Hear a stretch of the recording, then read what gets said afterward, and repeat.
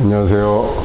안녕하세요. 네, 오늘 7, 8월에 우리 독서클럽의 그 텍스트였던 그 법상 스님의 수신결과 마음공부, 그리고 이제 또 미국의 조 디스펜자 박사님이 지은 당신이 플라시보다, 이 두 책을 가지고 약 2시간에 걸쳐서 그 독후감 발표 및 거기에 대한 토론을 진행하겠습니다.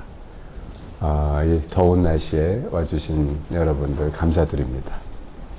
자, 그러면 먼저 그 수신결과 마음공부, 우리 지금 여기님께서 그 독후감을 먼저 한번 말씀해 주시고, 네. 뭐 그냥 편안하게 하세요. 네. 뭐 이렇게 털어나오고 싶은 거 있으면 네. 하시고. 부탁합니다. 네. 일단은 제가 오늘의 수신결과 마음공부라는 책을 만나게 된 것도 굉장히, 이것도 인연인가? 네, 우리가 밥을 먹으면 자유롭게 이제 소화가 절로 되듯이 이 책을 이제 고결님한테 추천받기 전에 제가 먼저 사서 읽고 있었거든요. 그리고 마스터를 하고 나서 이제 계속 읽고 있었던 책이기도 했고요. 그래서 이게 나에게 이제 이렇게 선물같이 오는 그 기회였던 것도, 이게 절로 되는구나 라는 생각이 들었고, 오늘도 꿈에 제가 이거 오늘 한다고 말게, 예전에는 이제 긴장을 많이 하고 이거 좀 준비를 많이 해야 되는데, 이게 저의 성격이었다면 6존, 7존 이제 마스터를 거치면서 저는 굉장히 자유로운 몸이 되었기 때문에 감옥에서 이제 벗어났고, 내가 스스로 자승자와, 그러니까 내가 스스로 묶은 그 줄에서 벗어났기 때문에 저는 굉장히 자유로운 사람이 되어버렸는데, 그 감옥에서 또 벗어나게 도와주셨고요. 그랬는데 오늘도 꿈에 법상스님이 찾아와서 같이 뭐 재밌게 어떤 버스를 타고 즐겁게 어딘가를 가는 그런 꿈들도 꾸는 거 보니, 그냥 예전에는 내가 긴장해서 이런가 라는 생각도 했는데, 지금은 그래 그냥 그 꿈 꿨구나 하고서 이제 아침에 준비해서 왔습니다. 그러면서 이 책을 읽으면서도 그랬고, 모든 것들은 이제 내가 뭐 마음먹은 대로 되는 줄 알았었어요, 예전에는. 그렇지만 어떻게 보면 저절로 모든 것들이 이루어진다라는 것들을 이제 공부하면서 알게 됐고, 이 책이 저한테 그런 것들에 대한 이제 길라잡이로 줬고요. 이 책을 처음부터 읽고 마지막 이제 덮을 때까지 사실 교장 선생님의 그 언어와 말씀과 어떤 메시지들이 여기랑 같이 함께 조금도 다른 것들이 없다라는 것들을 굉장히 많이 느꼈어요. 어떻게 보면 이 책을 보면서 교장 선생님이 하시는, 늘상 하시는 법문의 얘기와 어느 구절로 똑같은 문장까지도 있었어요. 그래가지고 참 이런 게 그 깨달음이라는 또 상을 만약에 제어한다면 그렇게 진짜 제대로 그렇게 하신 분들의 언어를 물론 분별해서 쓰시고 선택해서 사용은 하시겠지만, 우리에게 전달하는 그런 부분들은 모두가 한결 같으시구나 라는 것들을 깨달았어요. 그래서 내가 공부를 참 좋은 분들에게 교장 선생님께 배웠고, 또 법사 선생님한테는 이런 책들과 또 유튜브 강의들을 통해서 배우게 된 게 참 감사하다라는 것들을 이제 제 스스로 생각을 했고요. 이 책에 대해서 조금 더 정리하면, 이 책은 이제 깨달음을 추구하고 뭐 내가 마음 공부를 한다 이렇게 이제 우리가 생각하고 처음부터 이렇게 접근하고 거기서부터 발단이 되잖아요. 그랬을 때 차근차근 굉장히 부드러운 언어로 조금은 알기 쉬운 그런 단어들로 일상 삶에서도 이제 깨달을 수 있고, 어떤 사건이나 어떤 가족들과의 문제, 아니 직장 생활에서 느껴지는 부분들도 조금씩의 여기에 사례들로 다루고 있어서 일반인들도 마음만 먹으면 충분히 끝까지 이 책을 읽으면서 이런 것들을 좀 말하고 싶었구나, 내가 이미 그런 것들을 사용하고 이미 쓰고 그 속 안에서 내가 들어가 있는 건데, 내가 별도의 다른 것이라고 생각하고 내가 그걸 찾아 헤매고 있었구나 라는 것들을 알게 해주는 길라잡이 같은 책이라고 생각을 해요. 그리고 여기에 책은 제가 봤을 때 다른 부분보다 도노 점수나 이런 부분들을 많이 다루고 있더라고요. 그래서 저도 마스터가 끝나고 이 책이 선물같이 온 것처럼 마스터까지 했을 때 완전하게 다 이렇게 모든 거에 이제 자유자재한 삶이 아니라 그동안의 저의 습성과 제가 타고난 어떤 기질이 있다라면은 그런 습에 의해서 제가 많이 이제 좌지우지하고 있었던 것들이 이제 관찰이 되더라고요. 옳고 그름은 이제 없었고 그런 부분에서는 벗어났으나 내가 나도 모르게 무의식적인 습관 그리고 생각적인 부분 이런 것들에 대해서 좀 더 이제 자유롭게 돼야 돼 이런 건 아니지만 그런 부분에서 이제는 관찰하기 시작하고 관찰하다 보니까 더 많이 보이고 저만 보이는 게 아니라 내 거울 내가 부처이면은 그 상대도 부처라는 그 모습을 보게 되니까 좀 더 이해하게 됐어요 라는 말뜻은 좀 맞지는 않고 그저 이제 더 이상 단어들이나 이런 단어들을 조합으로 설명하는 게 아니라 그저 있음으로 있었어 그런 정도. 세상이 네. 더 밝아진다. 네, 더 밝게 보인다. 네, 밝게 보이고 그냥 밝은 거밖에 없었는데 우리가 그 밝은 거를 모르고 찾아 헤매려고 했기 때문에 어둠이라는 부분에 상대적인 부분들이 있었을 뿐이지 그렇죠. 그 밝음은 밝음이라는 그 비유자부터 시작해서 찾을 필요도 없이 이미 내가 완성이었고 이미 다 완성이 됐었던 건데 그 과정을 좀 더 리얼하게 느끼기 위해서 우리가 이 잠수부 이제 교장 선생님 이건 잠수부라고 그랬잖아요. 잠수부 같은 이 옷을 입고 우리가 단지 그 역할놀이 체험놀이를 할 뿐이다 라는 그런 생각이 들었어요. 여기서 점수라는 부분들이 좀 나와요. 그래서 제가 잠깐 읽어보면 저한테 좀 와닿았던 게 도노의 깨달음에 의지해 수행하고 점점 익혀서 깨달음이 확고하게 자리 잡도록 하고 이를 통해 자유자재한 깨달음의 삶이 구현될 수 있도록 해야 한다. 이것이 정수이다. 오랜 시간 보임을 통해 성인의 자질을 길러나가야 하므로 점수라고 하는 것이다. 비유하면 점수는 마치 어린아이가 처음 태어났을 때 모든 기관이 갖추어져 있지만 아직 어른이 되기에 충분하지 못한 것과 같다. 적어도 20, 30년은 지나야 어른으로서 제 할 일을 할 수 있는 힘이 생겨난다. 점수의 수행도 아기가 성인이 되는 것과 비슷하다는 것이다. 네, 우리 교장 선생님 이렇게 우리한테 올려주시는 카페 글을 보면 우리는 이미 어린아이 때 이미 다 그거 쓰고 있고 다 하고 있는데 성인이 되어가는 그 과정 속에 학습도 해야 되고 사회생활도 해야 되다 보니까 언어를 배워야지 되고 그러면서 자꾸 여기서 멀어지고 잊어버리게 됐을 뿐이에요. 그렇지만 우리가 그거를 회귀 본능이라고 할 것 같아요. 그런 거를 우리 쪽에는 이미 유전적으로나 마음적으로나 그 생명의 힘으로써 이미 그 생명 우리를 놓은 적이 단 한 번도 없는 것 같아요. 단 한 번도 놓았으면 없는 과정들을 깨닫는 과정이 어떻게 보면 저는 점수, 이 어린아이에서 성인이 되었고 이미 성인이 되었지만 우리가 어린아이의 그 참마음을 본래 면목을 가지고 있었다라는 그런 과정들을 하는 이 여행 같은 삶이 저는 이런 것들을 겪어서 너무 좋았다라는 말씀을 드리고 싶어요. 그래서 책에 대한 부분은 저희 평을 이뤘습니다.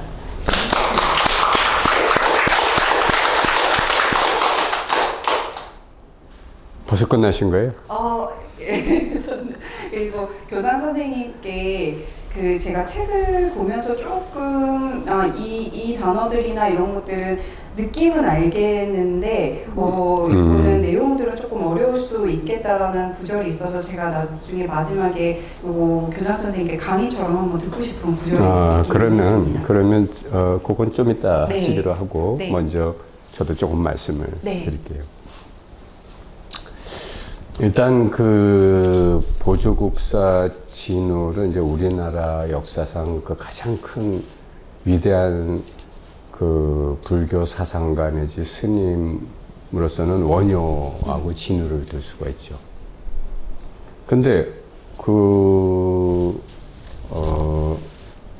이제 뭐 그 외에도 뭐 나홍 스님이라든가 여러 누구야 사명대사라든가 여러 훌륭한 스님들이 다 계시지만 어쨌든 가장 우리 불교의 마음 공부에 큰 영향을 미치신 분이에요.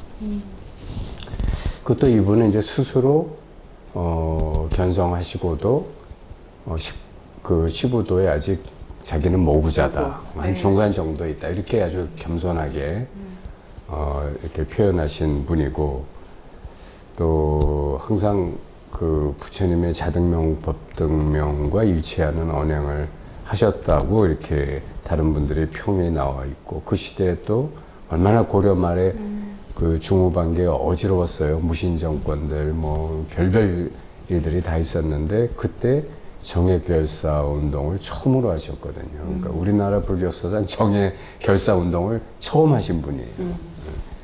그러니까 정말 시대의 빛과 소금이 되신 그런 분이고, 이 수신결은 이분이 이제 내 절 이름을 까먹었어요. 거기 계시면서 이렇게 자기를 찾아오는 신도나 승려들을 가르치기 위해서 교재로 만드신 거예요. 그러니까 한마디로 우리 마음학교에 뭐 이렇게 해분전 뭐 마스터 교재 같은 교재로 만드신 거예요. 그 보조국사 진울의 사상은 큰 걸 두 개 들면 하나가 도노점수고 하나는 정예쌍수입니다. 네. 근데 이제 도노돈수와 점수에 대해서는 여러분이 이제 잘 아시다시피 뭐 저기 해인사 성찰 스님은 도노돈수를 강조하시고 도노점수는 뭐 외도다 뭐 이런 말까지 하시는 감이 있는데, 이제 반면에 이제 또 이렇게 도노점수를 주창하는 또 불교의 다른 세력들이 있죠. 송광사 쪽에서는. 그런데 제가 보기에는 이제 저는 그 시대의 사람들의 그 법 근기를 보시고 도노돈수를 얘기하신 거지, 도노점수를 얘기하신 거지, 돈수나 점수가 뭐 어느 한편이 질다라고 하는 거는 이게 다 방편인데, 여러분 잘 생각해 보세요. 시간이라는 것 자체가 환상인데, 인간 마음이 만든 이 개체 몸이 없을 때는 시간이 없어요. 여러분이 개체 몸 감각을 잃어버린 깊은 잠을 잘 때 시간이 있던가요? 없잖아. 없어요. 그 잠자고 나면 내가 몇 시간 몇 분 잤는지 어떻게 알아? 그냥 시계를 봐야 알지. 네. 여러분이 내시경을 만약 수면 내시경을 했으면 자기가 몇 분 했는지 어떻게 알아? 시간이 원래 없기 때문에 딱 끊어진 이 자리만 있기 때문에, 그래서 도노돈순이 점순이라는 게 다 방편이라는 말이에요. 돈수나 점수는 다 시간이라는 개념에 의지해서 만들어진 말이잖아요. 그래서 이제 이게 다 방편의 말씀이다. 그리고 그 전에는 이제 불교의 중국의 선사상은 사실은 도노예요. 돈수란 말도 없어서 그냥 도노야. 왜? 도노면 끝났지. 뭐 거기 뭘 닦어. 그러니까 돈수란 말 자체가 있을 수가 없는 말이야. 그러니까 돈으로 끝난 건데, 근데 여러분 아시다시피 실제로 여러분이 공부해 보면 이렇게 뭐 자꾸 이 깨달음이 이렇게 몇 번 반복되고 뭐 또 그러면서 이 대스님조차도 자기한테 큰 깨달음이 3번, 작은 깨달음은 수도 없이 많았다, 이렇게 저 대서장에서 쓰고 계시거든요. 그러니까 이런 걸 보더라도 저도 그래요. 저도 몇 번 깨달음이 오고 자잘한 깨달음 또 셀 수 없고. 그런데 그러니까 분명히 체험적으로는 도노점수가 맞는 거야. 근데 이제 왜 선사상이나 성찰 스님이 도노밖에 없다, 도노돈수다라고 하시는지 그걸 이해를 해야 돼요. 왜 그러냐면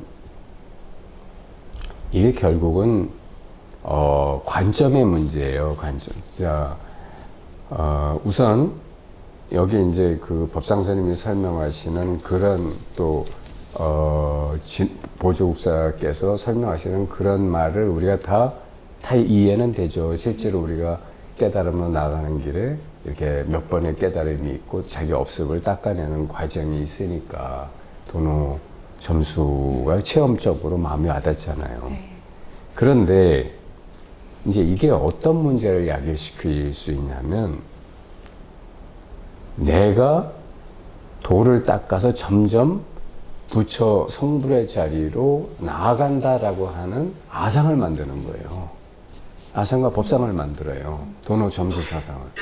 그래서 성철 스님은 이제 그거를 이제 좀 금기시한 거예요. 아성법상을 만드는데 그러면 다시 중생에 떨어지는 거 아니냐. 그쵸. 그래서 우리 피올라 마음학교의 특징 중에 하나가 역발상이잖아요. 그러니까 나는 내가 나라고 하는 것이 된다. 그럼 나는 이미 부처다라고 선언하면 도노하면 이미 부처인데 점수할 게 없잖아. 그렇죠. 그런데 이미 부처임에도 불구하고 살아온 스키 때문에 자꾸 이렇게 분별에 떨어진단 말이에요. 60분별에.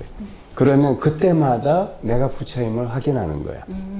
그러면 그게 깨어 있다는 거잖아요. 네, 네. 그러면 계속 도노를 그때그때 하는 거야. 도노를 하고 실제로 도노밖에 없는데 이게 도노 점수야. 네. 무슨 말인지 알겠죠? 네, 너무 탁월한 설명인 것 같아요. 네, 네, 네. 그렇잖아. 저는 이게 확, 네, 맞았어요. 네, 네, 맞네요. 그래서 이걸 잘 이해를 해야 돼요. 공부를 진짜 빨리 하시려면 또 빨리 성부를 이루려면 내가 끝없이 공부해서 어떻게 된다가 아니라 내가 이미 그것이다 라고 선언해 놓고 그거를 지금 발현시키는 공부를 하는 거예요. 네. 그게 도노돈수의 진정한 의미고 그런데 그게 한 번에서 돼요? 아니요. 안 되지. 네. 그러니까 계속 그러고 있는 게 도노 점수야. 그 네. 과정이 점수. 이제 이해가 됐죠? 네, 네. 그러니까 도노하고 됐습니다. 도노 돈수하고 점수는 관점의 차이만 있는 거예요. 도노 점수는 내가 중생인데 부처로 간다라는 관점이고 도노 돈수는 내가 부처인데 이 부처임을 계속 자각한다가 도노 돈수일 뿐. 관점의 차이뿐이라는 그러네. 거예요. 같은 말인데. 자, 그러니까 그렇게 보시면 되겠고요. 그 다음에 정해쌍수라는 말이 있는데 정해쌍수도 이 잘못 그 생각으로 이해하면 불교학자들이 자꾸 이런 식으로 해설을 하는데 정이라고 하는 것은 삼매고 해라고 하는 것은 윗바사나다, 알아차림이다. 그러면 정과 해를 어느 한쪽에 치우치지 않고 계속 번갈아서 함으로써 우리가 그렇게 마음을 닦아서 부처의 자리에 완전한 깨달음의 자리에 든다. 이렇게 설명을 하거든요. 네. 근데 이제 그거는 순 생각으로 네. 이렇게 해석하는 것이고, 이 정이라고 하는 게 뭐냐면, 이제 여러분이, 이거를 우선 컵이라고 하기 전에, 이게 뭐가 이렇게, 이걸 먼저 알죠? 그렇죠? 네. 이걸 알잖아. 이런 알미 있잖아. 알미 있어요. 예. 그 아이도 갓난아기나 이제 뭐 30살 된 아이도 알미 있기 때문에 이거 물어보는 거야. 엄마 이건 뭐야? 그거 컵이야. 자, 분별이 일어난단 말이야. 이거 뭐냐? 이거 뭐냐 전에 뭐가 있어요? 알미 있으니까 이거 뭐냐가 나오지. 네. 그 다음에 엄마가 딱 이름을 붙여줘. 그거 컵이야. 그럼 이제 얘는 컵이라는 것을 이름과 이 분별 행위가 완료가 됐어. 다음부터는 이건 컵이야. 그렇죠. 네. 그런데 그 행위 이전에 뭐가 있냐면 제일 먼저 알미 있는 거야. 그렇죠? 네. 그러면 이 알미 곧 여러분이 알미 사실은 요 때만 있는 것처럼 생각하지만 사실은 여러분 자체가 알미야. 이게 생명이고. 그 모든 게 알미예요. 이건 알미 아니야? 허공은 알미 아니야? 알미 있어야 허공이 있지. 네. 그렇죠? 그러니까 눈 뜨면 그냥 알미인 거야, 여러분. 응? 여러분 잠깐 눈 감아봤다가 자 내가 이 종 치면 떠봐요. 아 종이 없구나. 자, 눈 잠깐 감아보세요. 눈 떠봐요. 지금 세상에 있는 걸 알잖아. 네. 세상에 있기 전에 먼저 그 번개 같은 순간에 알미 먼저 있잖아. 네. 눈 감았다가 눈 뜬다는 걸 알고 있는 알미 딱 먼저 번쩍하잖아. 그죠? 네. 그거라고요. 그게 정이야. 이게 선적으로 얘기하는 거예요. 그러니까 모든 게 알미야. 그렇죠? 네. 이게 생명의 기본적 특성이라고요. 지렁이도 자기가 있다는 걸 알아. 소금 뿌리면 아프다는 걸 알아. 아프기 전에 알미 먼저 있어. 그죠? 네. 이렇게 이게 정리라고요.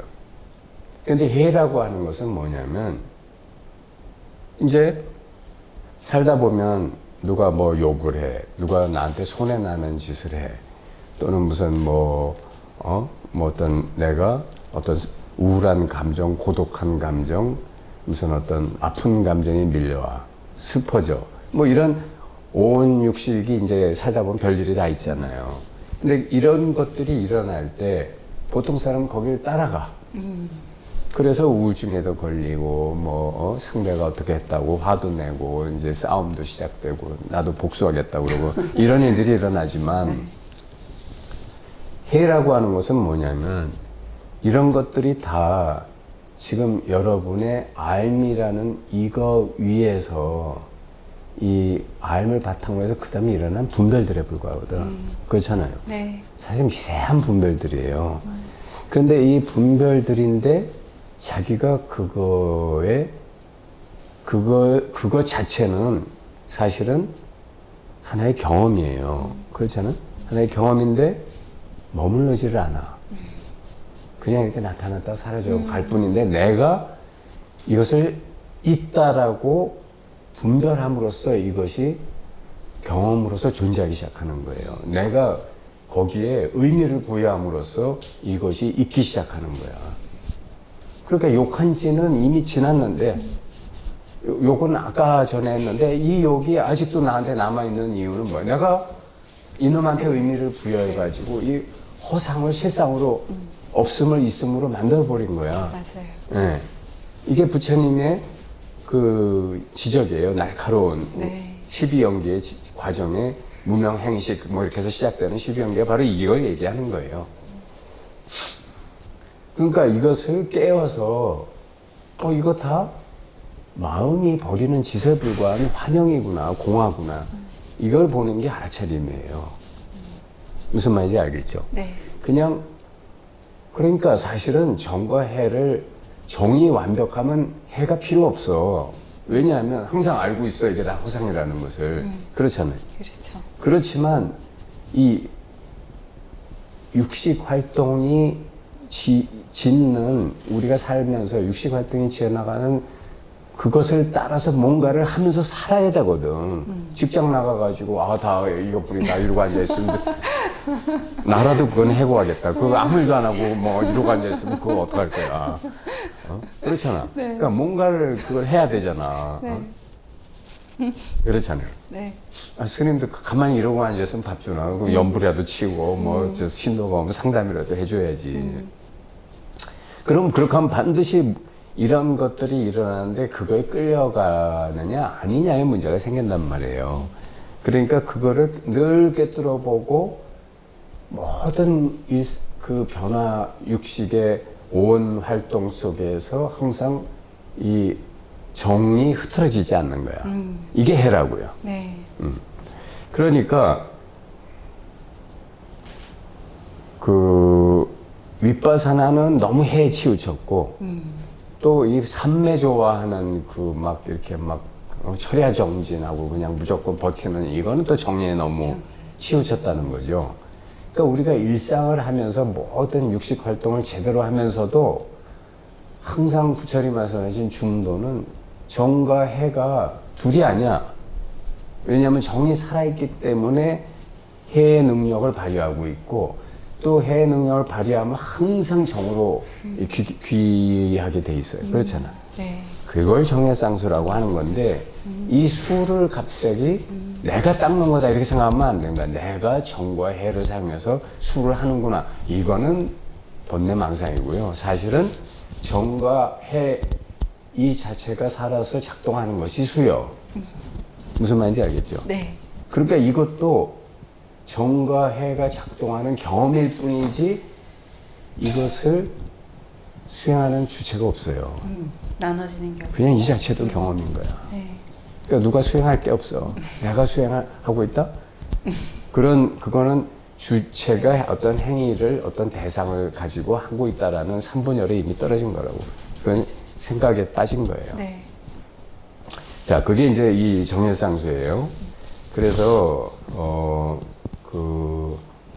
이제 사실 엊그저께도 어떤 지방에 사시는 분이 저한테 이렇게 상담 전화가 왔어요. 근데 그분은 이제 이렇게 이 자리를 자기가 얼핏 봤는데, 그런데 아직도 자기 아들이 조금 문제가 있어갖고, 뭐 이렇게 아들 때문에 저거 앞으로 어떻게 먹고 사나 걱정 근심 된다. 근데 이 걱정 근심을 자기가 분명히 이게 그 환인 줄 알면서도 이 걱정 근심을 놓을 수가 없다. 그래서 괴롭고 힘들다. 이거 어떻게 하면 좋겠느냐라는 상담 전화가 왔었어요. 또 여러분이 실제로 이 세상을 살다 보면 당장 예를 들어 지금 뭐 식당을 운영하고 있는데 뭐 그 식당이 지금 적자야. 그러면 이걸 앞으로 내가 버틸 여력이 두세 달밖에 없는데 이걸 빨리 흑자 전환하지 않으면 나는 망하는 거야. 네. 근데 여기서 이것은 나 번뇌 명상이다 하고 앉아 있으면 그럼 망할 수밖에 없잖아. 맞아요. 뭔가를 해야지. 그렇잖아요. 무슨 하다못해 맛있는 반찬을 하나 더 만들든지 아니면 뭔가 가격을 낮추든지 뭔가 작전이 있어야 될 거 아니야. 이 풍진 세상을 살려면. 그러면 이런 것이 이제 이따가도 이제 우리 청춘톡에서도 이 얘기를 본격적으로 좀 다룰까 하지만 지금 우리가 이런 거 현재 대성불교가 말로는 색즉시공 공즉시색해도 이런 거를 실제로 현명하게 잘 대처하고 그거에 열심히 그런 것을 마련하면서도 그로부터 자유스러운 경계에 도달하는 법에 대해서 말이 없어. 맞아요. 그리고 무조건 공하고 다 헛거담은 이 소리만 하니까 현실적으로 어떤 일이 일어나냐면 불교를 믿는 국가 치고 후진국이 아닌 나라가 없어요. 잘 생각해봐. 맞네요. 그렇죠. 네. 유일하게 일본만 예외거든. 근데 일본은 왜 예외인가? 그걸 여러분이 잘 생각해 보면 일본은 실사구시가 굉장히 잘 돼 있어요. 다시 말하면 일본은 깨달음이 깊은 민족이나 나라라기보다는 불교의 공사상을 현실에 잘 적용하는 실용주의가 강한 나라야. 그래서 일본은 불교의 색즉시공 사상에 자칫하면 빠질 수 있는 그 함정에서 벗어난 유일한 나라라고요. 민족성이 항상 실용적인 걸 추구하기 때문에. 그런데 우리나라는 굉장히 관념적이기 때문에 불교가 원래 가르치신 분들이 뭐 공에 이렇게 뭐 함몰하도록 하신 건 아닌데도 불구하고 대부분의 그거를 가르침을 따라간 사람들이 공에 빠져가지고 현실 도피 내지는 현실 외면. 그 다음에 이제 그런 사람들 어떻게 되냐면 이 속가인 스님들이야 뭐 어차피 출가했으니까 뭐 세간사에 나는 관여하지 않는다 하더라도 이 속가인들도 뭐 반쯤은 승복시단 아줌마들이 이렇게 다 회색 옷을 갖춰 입고는 이제 그다음부터는 보살님이라고 불러야지 아줌마 일단 혼나. 그리고 또 아저씨들도 보면 뭐 이상한 뭐 개량 한복 뭐 이래가지고 이상한 거 입고 그다음부터는 뭔가 이 세간일에 열심을 안 해. 네? 그렇고 마치 집에 가서 한 사흘 살고 절에 가서 한 사흘 살고 이런 거를 중도라고 생각하는 거야. 그거는 양다리 걸친 것이 중도가 아니에요. 부처님이 가르친 중도는 세간일도 열심히 출세간도 열심히 이게 중도지. 어떻게 양다리 걸친 게 중도야. 그럼 두 여자 사이에 양다리 걸친 게 중도야? 그건 아니잖아요. 그래서 우리가 이제 정예쌍수를 현실에 잘 적응하는 법이 굉장히 중요하다. 분명히 보조국사 진을도 왜 정예결사 운동을 하셨냐고. 그거 세간사 일이야, 그거. 안 그래요? 네. 신도들 데려다가 정예결사를 왜 하냐고. 우리가 이 어지럽고 이 무신들이 막 얘기 난리치고 막 세상을 농단하는 이런 사회에 우리가 우선 깨어 있어야 이런 걸 하나씩 둘씩 막을 수 있지. 중들은 나는 세간사에 관여 안 해요. 출세관. 그 속세인들은 가서 법문을 들으면 다 공하다 그러니까 이게 무기력해지는 거예요. 그래서 진정한 정해쌍수 공부는 그런 그 공에 빠지는 게 아니다. 이제 이런 말씀을 드리고 싶어요. 네. 그래서 이제 수신결에서 꼭 배우고 유념해야 될 핵심 사상이 제가 한 5분 정도만 더 하고 그다음부터 이제 바톤을 넘길게요. 그게 이제 제가 보면 첫째 수행에서 깨닫는다면 없던 게 얻어진 것이니 그런 건 바른 깨달음이 아니다. 예, 그거하고 자기 마음이 이미 참 부처기 때문에 그것만 정견하면 되지 달리 무슨 증득해서 얻고 무슨 찾아서 뭐 어떻게 할 것이 아니다. 그 다음에 자기 생각이나 감정이나 감각 갖고 대항해서 싸우지 마라. 한마디로 망상을 대항해서 싸우지 말라는 거예요. 없애려고. 그게 아니라 망상이 뭔지를 보면 망상이 그 다음부터는 그게 바로 보리가 되는 거예요. 번뇌가. 그러니까 망상을 굴리면서 그것을 넘어설 줄 알아야지 망상을 상대해가지고 그거를 안 일으키려고 싸우지 마라. 그 다음에 이렇게 우리가 이제 제가 그 일식부터 구식까지 얘기를 가끔 하잖아요. 근데 우리의 이 생명이라고 하는 것은 일식에서 구식까지 전부를 말하는 거거든요. 그러니까 구식이 사실은 일식부터 파식까지가 전부 구식의 능력이야. 맞아요. 그렇잖아요. 네.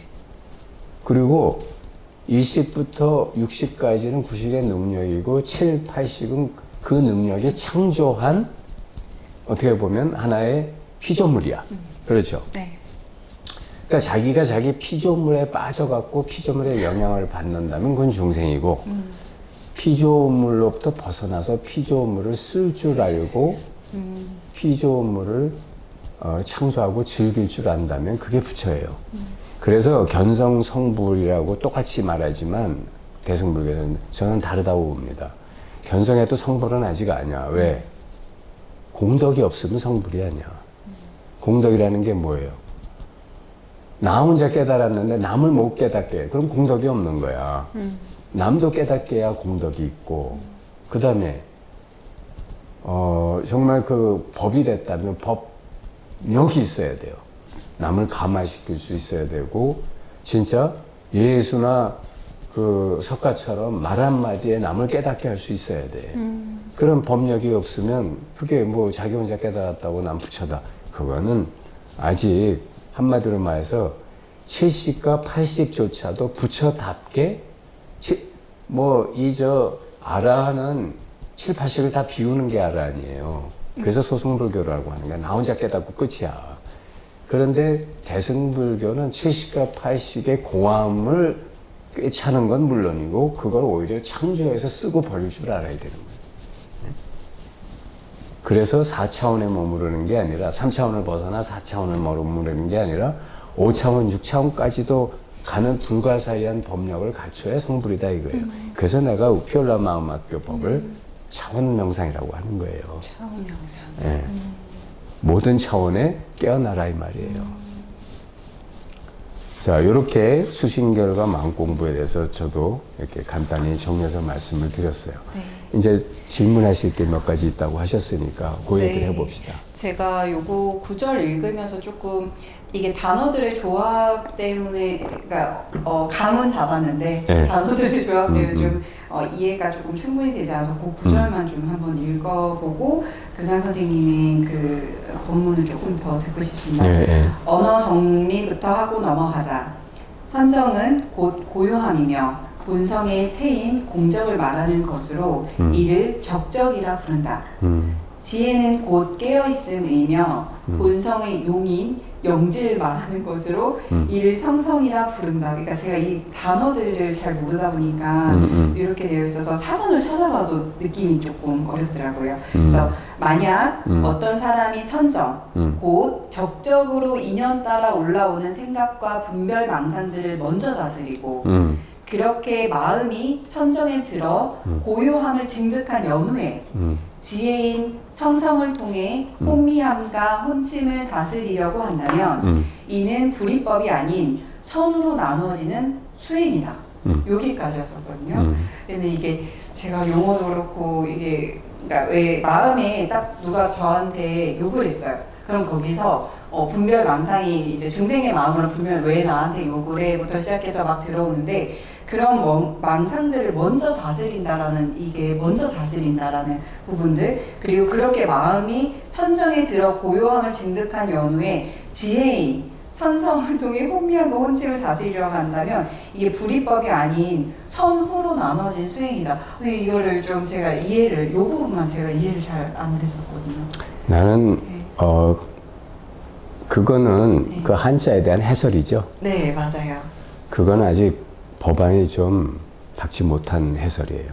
아, 그래서 그런 자체가. 해설이 나온 거예요. 아, 자, 네. 내가 설명을 해드리면 네. 화두선문답에 이런 말이 있어요. 제가 성성적적한 경지에 이르렀습니다. 그 다음에 어떻게 할까요? 했더니 마조선이 뭐라요? 내다버려라.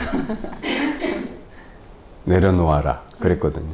아니 성성적적하면 더 이상 나갈 데가 없는데 뭘 내다버리고 그럼 갖고 있어라. 자, 이게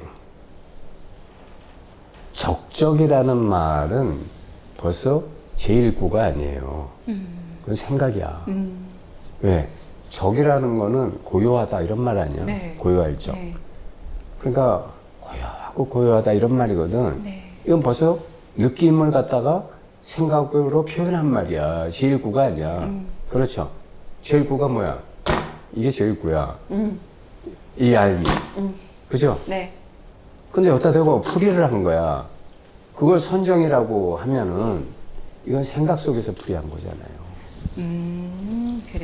그래서 그거를 내가 볼 때 안목이 아직 확실하게 껴있지 못하고 그거 이제 그 사람이 뭘 가르치려고 하는지는 알겠어요. 감은 알겠어요. 맞아요. 그런데 그렇게 하면 생각에서 못 벗어나. 그래서 본인은 불이법이 아니라고 하지만 불이법이야. 아, 이제 이해했습니다. 이해됐어요? 네, 아. 됐습니다. 네. 그러니까 성성도 마찬가지야. 깨어있음이 그 성성이다. 말은 맞아. 그런데 깨어있음이라는 말이 이건 아니잖아. 그렇죠. 그렇죠? 네. 그러니까 이걸 제대로 설명하려면 그런 말을 쓰는 건 내가 이해가 되지만 그 밑에 반드시 단서를 붙여야 돼. 이거는 제1구가 아니라고. 제1구가 아니다. 네. 그렇죠. 네. 너를 여기까지 제1구까지 안내하기 위해서 문 앞까지 데려다 놓은 제2구에 불과하다. 이 말을 단서를 붙여야 돼. 네. 그렇죠. 그래서 네, 이제 이해됐습니다. 됐어요. 예, 요 부분이 정말 이해가 안 돼요. 나도 오늘. 그런 부분이 상당히 많이 보이길래 네. 뭐 이렇게 중생을 안내하기 위해서 할 수 없이 이렇게 썼겠지 하고 이해하고 넘어갔어요. 맞아요. 네. 네. 또 네, 요거고 저는 이제 책 말고 삶에 이제 이게 수신결과 마음 공부니까 실제 요새의 삶에 대해서 이제 질문이 하나 있는데 이제 새로운 직장도 이제 들어갔고 하는데 이제는 약간 월급이 좀 올랐어요? 월급은 조금 더 근데 저거 지금 어떻게 해? 네. 많아져야지. 네, 여하튼 경력 따라 이제 가는 곳이니까 근데 이제는 여기가 뭐 부서도 여러 부서고 이러다 보니까 기싸움이 어디 가나 이제 제가 새로 이렇게 들어갔고 기존에 있었고 하니까 뭐 기싸움과 텃세 싸움과 이렇게 하는데 예전엔 제가 그런 부분들에 대해서 조금 약하고 거기에 너무 스트레스를 많이 받았다면 지금은 그런 부분들이 좀 적은데 예를 들어서 똑같이 예를 들면 저를 겪어보지도 않은 사람이 당신은 다혈질 같고 말을 톡톡 싸라고 얘기했을 때 예전에는 막 마음에서 막 분노, 당신이 나를 얼마나 알아서 그래 이렇게 하는데 이게 정말 딱 그렇게 하는데 이게 제가 궁금한 거예요. 이 종이가 있으면 갑자기 이게 서서히 이렇게 바뀌는 게 아니라 그 선생님이 확 이렇게 있잖아요. 종이가? 종이 왜 앞뒤가 있으면 이제 이 책이 있다면 왜 우리 마음의 변화들이 마음의 점수처럼 변화가 점수처럼 이제 도노를 했어요. 도노가 이미 요 앞면이라면 도노인데 이게 점점 이제 마음이 내가 점수해서 이렇게 딱 변하는 게 아니라 어떻게 일순간 확 이게 변하는 속도도 잘 이게 설명을 못 하겠는데 그래서 이게 차원 명상이라고 하셨나 아까 방금 설명하셨던 그것처럼 갑자기 차원이 순간 확 이렇게 바뀌어서 뒤집어서 그렇게 순간 제가 이걸 스트레스 안 받는 상황이 이렇게 확 만들어질 수 있는가? 그거 즉각 그렇게 돼야지. 네, 당연히 즉각. 그게 법이지. 그래서 그게 뭐 생각으로 해가지고 이게 네. 이러고 저러니까 이렇게 봐야지. 네. 그건 조작이고 네. 살아있는 우리가 오늘 아침에도 내가 올린 글이 법이 안 보이니까 자기가 괴롭다 이런 말을 글을 쓰고 왔어요. 그러니까 삶의 상대방이 그런 말을 나한테 했을 때 그 사람은 자기가 본 나한테 대한 자기의 상념, 이미지와 생각을 이제 말한 것 뿐이야. 네. 근데 우리가 보면 그 사람 말이라는 화살표에 그 사람 언행이라는 화살표에 그런 내용물이 묻어서 날라오는 거 아니야. 맞아요. 그렇죠? 네. 그런데 우리가 그 내용물이 환영임을 보면 그 사람은 뭐냐면 사실은 나한테 대해서 어떤 관심을 표한 거야. 그게 긍정적이든 부정적이든. 그렇지. 그렇죠. 그러면 그 법을 보는 사람은 거기에서 생명활동을 본다고. 네. 내용물보다는. 내용물은 두 번째고, 먼저 항상 이걸 봐. 그렇기 때문에 깨어있는 사람은 어떻게 되냐면 그런 거에 상처받거나 영향받는 게 아니라, 저한테 관심을 가져주셔서 감사합니다. 혹시나 그런 면이 있는지 아닌지 앞으로 더 주의 깊게 보도록 하겠습니다. 이러면은 말한 사람이 한 대 맞는 거야. 한 대 펀치 맞는 거야. 야, 이거 강적이 들어왔네. 네? 그러니까, 그리고 또 그렇게, 유도의 고수는 상대방 힘을 이용하지, 상대방을 내 힘으로 어떻게 하려고 안 들어요. 그 하나도 안 힘드는 거야. 유도의 고수는 그냥 헐렁헐렁하게 있고, 우리나라 옛날 그 무술 중에 택견이라는 게 있어요. 택견이라는 거 보면은 그냥 꺼벙하게 그냥 저 주유소 앞에 뭐 이것처럼 나들어오고 있어. 그런데 걔를 어떻게 할 수가 없는 거야. 왜? 내가 어떻게 하면 내 힘에 내가 떨어지니까. 이제 그와 마찬가지 이치예요.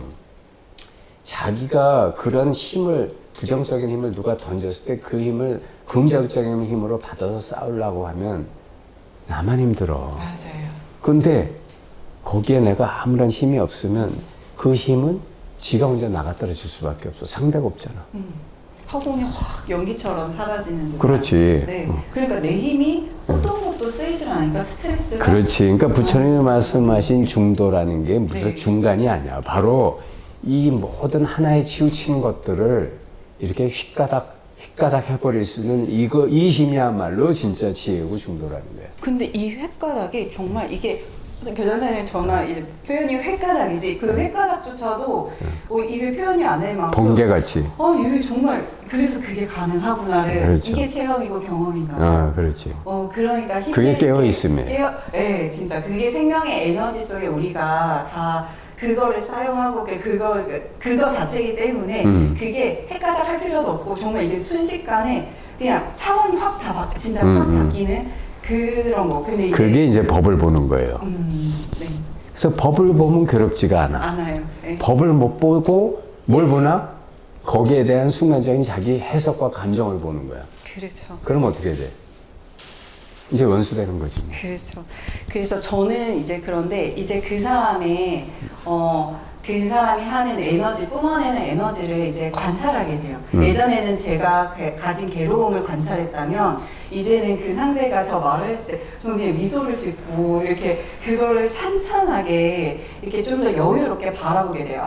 그렇다 그 사람 비판하거나 이런 게 아니고 이거 참 표현하기가 뭐한데 그냥 기다려주고 그 사람이 그래도 그 본질과 저의 본질이 다르지 않음을, 불이법이 아님을 이제 그런 것들을 좀 더 많이 느끼고 그러니까 그거는 꼭 그래야 되는 건 아니에요. 그러니까 이제 그것도 선택할 수 있어. 예를 들면 그냥 뭐 그러거나 말거나 뭐 이렇게 지나갈 수도 있지만 반면에 내 직장 동료라면 그러거나 말거나 계속 지나다니면 또 상대가 무시한다 그럴 거 아니야. 그렇죠. 그러니까 그때는 관심을 가져주는 것도 좋아요. 그런데 이제 일단은 그런 거에 의해서 상처를 받지 않는 영혼이 돼야 돼. 그렇잖아. 네. 상처를 받지 않으면 무엇이 나한테 화살이 날라오든 그 화살, 그걸 이제 전문 용어로 제2의 화살을 맞지 않는다 이런 말이에요. 1번 화살은 날라왔는데 1번 화살이 나한테 무기력하게 앞에서 사라지는 거야. 그렇죠. 연기처럼. 맞아요. 그런데 중생은 어떻게 되냐면 그 화살을 맞고 제2의 화살을 또 맞아. 왜? 내가 또 해석해가지고 네가 뭔데 나를 함부로 그리고 뭐 언제 나를 겪어봤어? 저 싸가지 없는 내지는 경솔하기 짝이 없는 이제 이런 걸 만들면 이런 부정적인 감정에 의해서 상처받는 건 제일 먼저 누구야? 나잖아. 맞아요. 네. 그러니까 두 번째 화살 또 맞는 거야. 그렇죠. 그래서 그런 것으로부터 오히려 이제 그 색즉 시공에서 공즉시색 차원으로 넘어가면 이제 그걸 5차원이라고 그래요. 5차원에서는 그런 것에 의해서 이렇게 비우는 거에서 머무르는 게 아니라 공즉시색을 창조해. 그래서 상대방이 그런 말을 했을 때 그거를 지혜롭게 되받아칠 수도 있고 아니면 그거를 오히려 나중에 상대방이 반성하고 후회하게 만들 수도 있는 그런 언행을 내가 구사할 수 있는 차원까지 나가요. 네. 우린 다 그럴 수 있는. 우린 다 그럴 수 있어요. 네. 감사합니다. 네, 아이고 수고하셨어요. 네, 고맙습니다. 네, 애쓰셨습니다. 네. 그러면 잠깐 한 10분 쉬고 2부를 시작하도록 하겠습니다. 수고하셨어요. 수고하셨습니다. 자, 안녕하세요. 안녕하세요. 자, 두 번째 시간, 당신이 플라시보다. 조 디스펜자 박사님이 쓰신 책인데, 햇볕님께서 발표해 주시겠습니다. 네. 먼저 독후감을 좀 발표해 주시고, 네. 그 다음에 이렇게 같이 네. 이렇게 토론하는 걸로 하시죠. 일단 제가 당신은 플라시보다 라는 책을 읽고 느꼈던 부분은 사실 제 개인적인 경험이랑 일치하는 부분들 혹은 공감이 되는 부분들이 굉장히 많았습니다.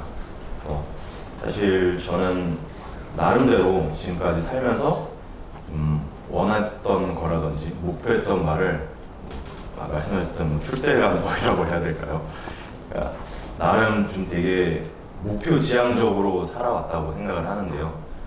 근데 그래도 돌이켜보면은 제가 원했던 것을 큰 어려움 없이 그래도 뭐 운이 좋게도 얻는 그런 과정들이 많았는데 저는 왜 제가 어떻게 이렇게 운이 좋았을까라고 생각을 해보면은 이 책에서 이야기했던 것들을 저도 알게 모르게 많이 제가 체득을 했었던 것 같아요. 그래서 어떻게 보면은 제 인생에서 여러 가지 좀 도전의 기회라든지 이런 것들이 있었을 때마다 제가 뭐 경험이 없고 그 전에 제가 잘할 수 있다는 자신감이 없는 상태에서 시작을 하게 될 때가 많았었는데 그럴 때 기억에 나는 부분들이 항상 그런 제가 할 수 있다고 믿고 제가 이거를 성취했을 때를 상상하고 성취했을 때의 감정을 느껴보고 그러면서 이제 제 목표를 향해 갔던 적이 되게 많았거든요. 그래서 그런 부분들이 되게 공감이 많이 됐고 또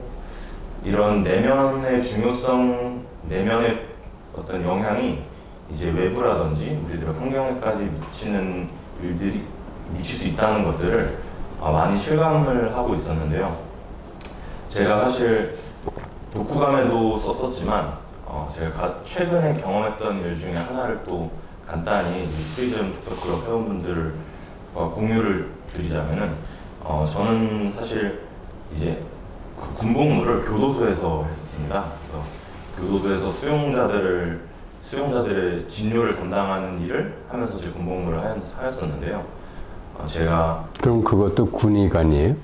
군의관 아니고 공중보건의사라고. 아, 공중보건이. 근데 교도소 같은 곳에도 의사가 필요하기 때문에 그 그렇죠. 나라에서 군복무를 대신할 수 있게 해주거든요. 근데 가장 최근에 겪었던 좀 감명 깊은 사건이었는데요. 그래서 제가 교도소에서 이제 수용자들 진료를 하고 있을 때 한 70대 정도 되는 수용자 할아버지가 한 분 있었습니다. 네. 그래서 그분이 항상 진료를 나와서 특별히 진료 볼 사실 것도 없었거든요. 근데 저한테 항상 이제 집에 보내달라, 이제 풀어달라 이런 얘기를 하곤 하셨었는데 그럴 때마다 저는 이제 그럴 권한은 저한테 없으니까 제가 해드릴 수 있는 건 없다 하면서 그냥 뭐 간단한 약이라든지 아니면 그냥 말로 이제 이야기를 좀 나누다가 들여보내드리곤 하였는데요. 이제 항상 그렇게 진료를 나오셨는데 이제 하루는 그 수용자가 정말 풀이 죽은 상태로 나와서 이제 기운도 없고 오히려 할아버지가 저한테 진료를 요청하는 게 아니고 옆에 있는 교도관이 이 할아버지 좀 봐달라고 이렇게 얘기를 해서 무슨 일인가 하고서 이야기를 들어보니까 그 수용자분은 항상 저한테 와서 이제 자기 나가서 자기 손녀를 봐야 된다, 손녀를 보고 싶다 이런 얘기를 한번 하셨거든요.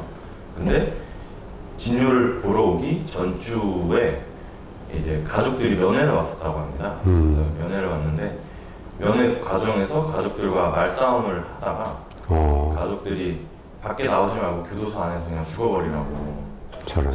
네, 그런 이야기를 들었다고 하더라고요.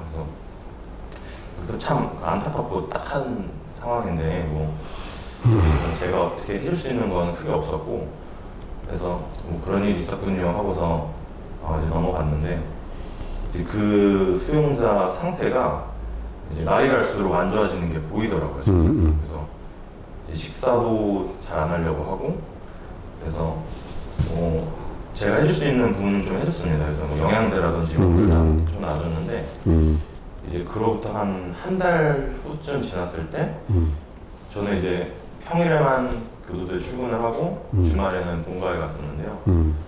본가에 갔다가 집에 돌아오니 이제 수용자가 안 나오는 겁니다. 그래서 수용자가 오늘은 진료 안 갔네요. 그래서 얘기를 해보니까 이제 지난 주말 사이에 죽었다고 그 안에서.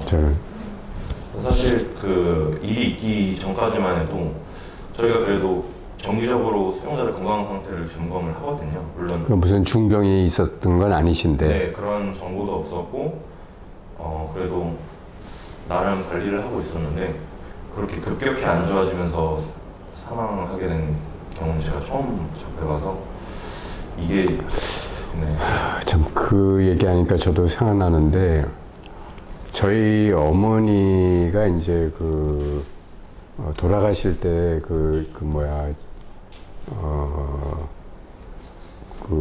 댁에서 못 들어가시고 이제 이제 노인네 요양센터 있잖아요. 거기서 돌아가셨거든요. 근데 70대 중반에 이렇게 풍이 오셔가지고 이제 참 일찍 그 삼남매를 키우느라고 굉장히 고생을 많이 하셨는데 여하튼 그래서 제가 좋은데 모신다고 저 경희대 앞에 있는 그 삼성 무슨 센터야 거기가 제일 좋다서 걸로 모셨어요. 그런데 이제 이제 집에서 모시는 그게 이제 몇 달 해보니까 너무 여러지면서 너무 현실적으로 힘들더라고요. 그래서 이제 어쩔 수 없이 글로 모셨는데, 어머니가 이제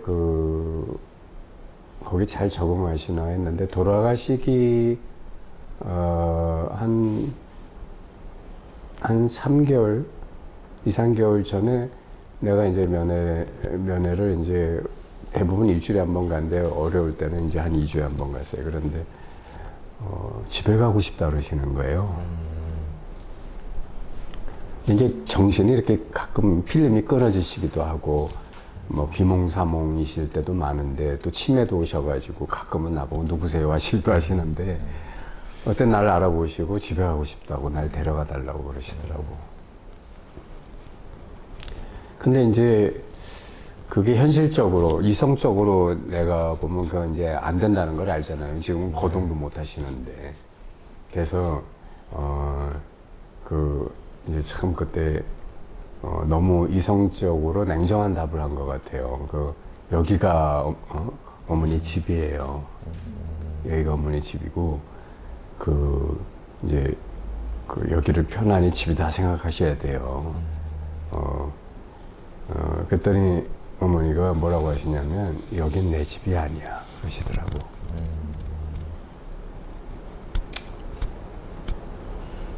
이제 그 말이 무슨 뜻인지를 내가 잘 깊이 새겼어야 되는데 그냥 웃고 말았거든요. 저 여기 집이라고 생각하셔야 된다니까요 이렇게. 근데 이제 그러고 나서 그 다음에 한 달쯤 뒤에 이렇게 뭐라고 할까 뭐 혼수 상태 비슷하게 계속 그러시다가 이제 한 달쯤 뒤부터 혼수 상태 비슷하게 들어가셔갖고 이제 그 다음에 깨어난 일이 별로 없으시다가 이렇게 그냥 돌아가신 거거든요. 그러니까 내가 그 말이 지금도 참 마음에 걸려요. 여긴 내 집이 아니라는 게.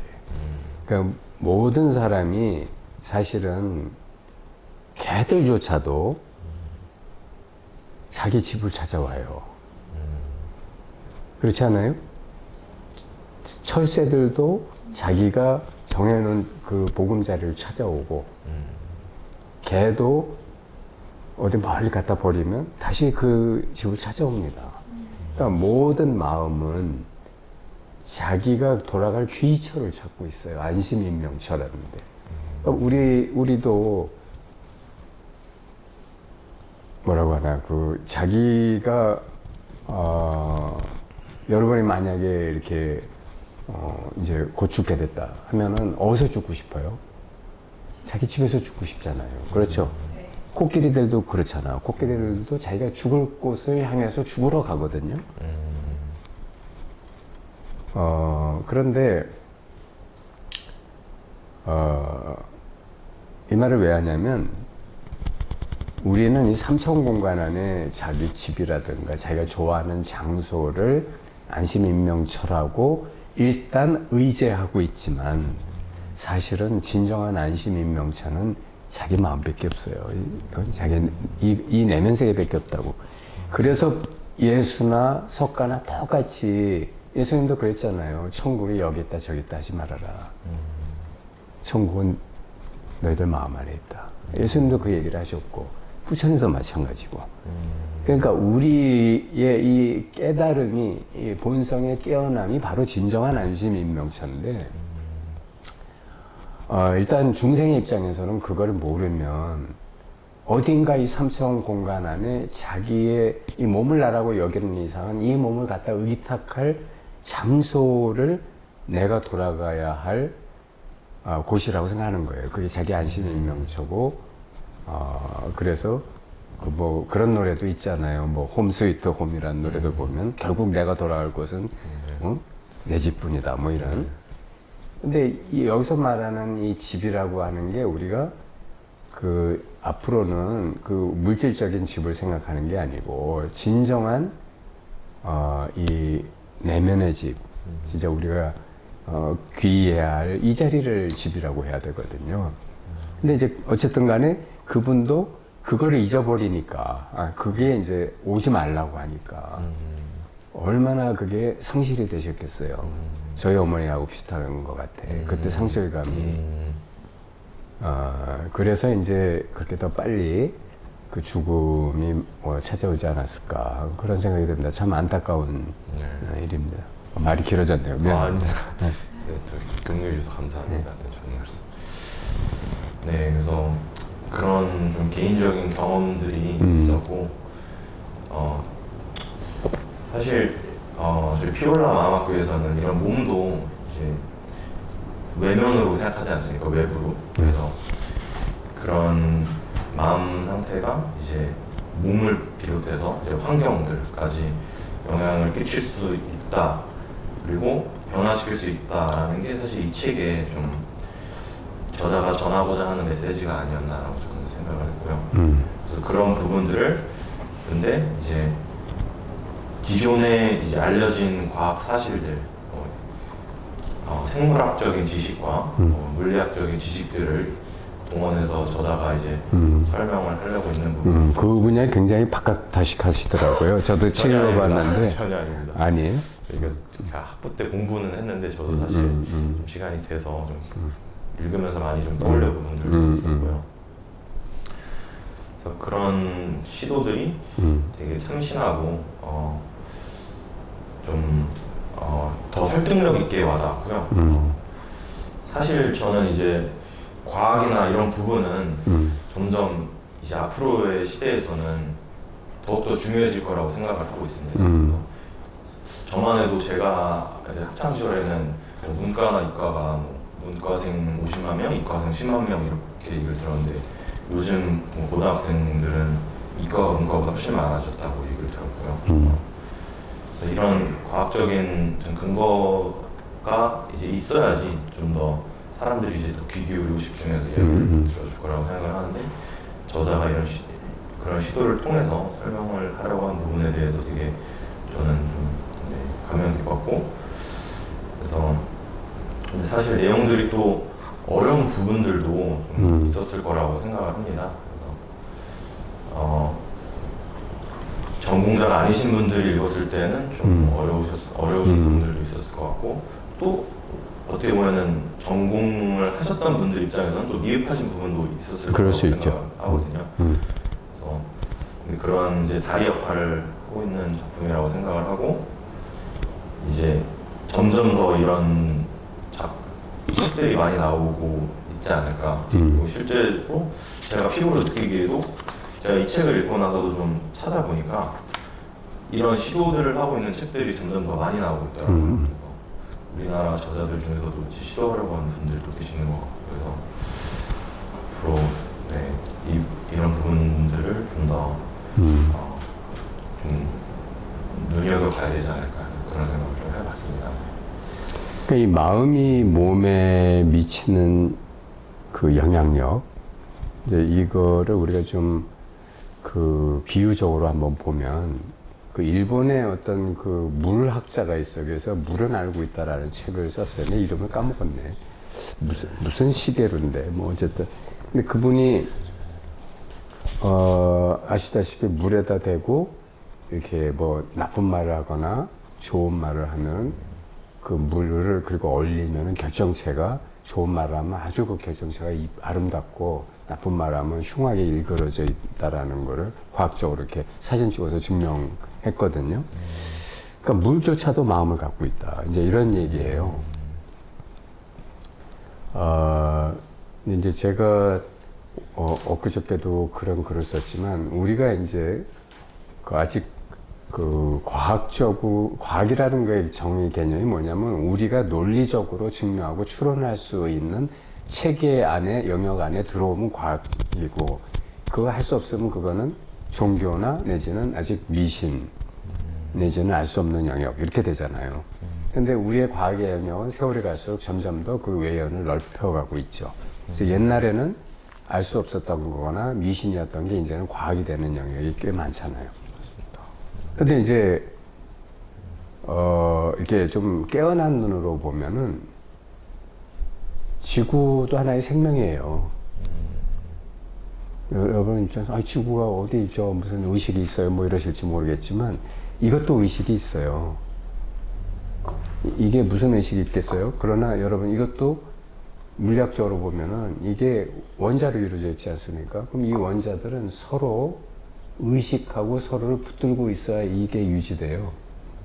그렇잖아요. 그 때문에 그게 의식인 거예요. 그러니까 우리가 알고 있는 이 인간의식만 의식이 아니고요. 그러니까 이런 것도 다 의식이 있는 거예요. 그런 넓은 차원에서. 그러니까 우리가 알고 있는 의식의 스펙트럼은 파장이 여기서부터 여기까지만 우리가 알고 있는 거라면 이 우주라는 전체 의식의 스펙트럼은 우리가 알고 있는 것보다 훨씬 넓은 거예요. 그래서 우리는 여기서부터 여기까지가 생명이다 라고 규정을 해요. 무슨 엥겔스라고 하는 생명과학자가 최초로 생명에 대한 정의를 했다는데, 생명이란 단백질의 자기 활동이 있는 것을 생명이라고 한다, 이렇게 정의를 시작했대요.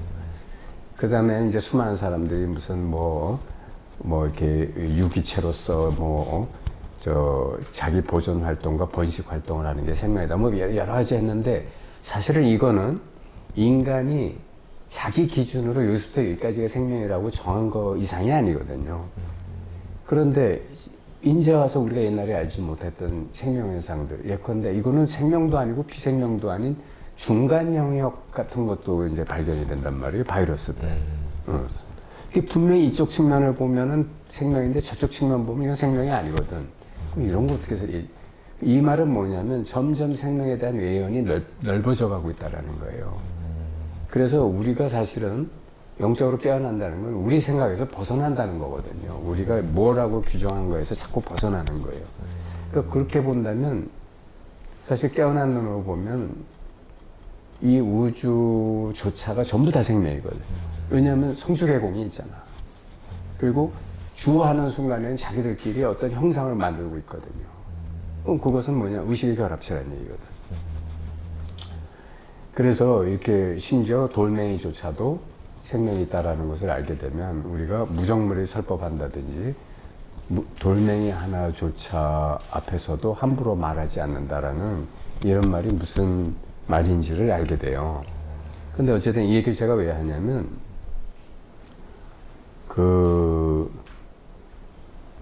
나는 우리 인간의 마음이라고 하는 것이 우리가 이게 마음이다라고 하는 것을 훨씬 넘어서 있다라는 거예요. 우리가 알지 못하는 영역까지도 마음이거든요. 근데 우리는 자기가 아는 거, 마음이라는 게 이런 거지 라고 한정한 것만 마음으로 또 생각하고 단정하고 있기 때문에 거기에 갇혀 있어요. 그러니까 그 너머를 못 보는 이유는 간단해요. 자기가 분별해서 그거를 차단하고 있는 거예요. 그러니까 진짜 법안이 점점 열리면 이제 우리가 나중에는 불안으로 간다는 게, 불안이라는 게 뭐냐면 법안하고 차이는 모든 자기가 차단한 분별심이 다 떨어져 나가서 있는 그대로 정말 진리를 보고 진리 그 자체와 하나 될 수 있는 안목을 말하거든요.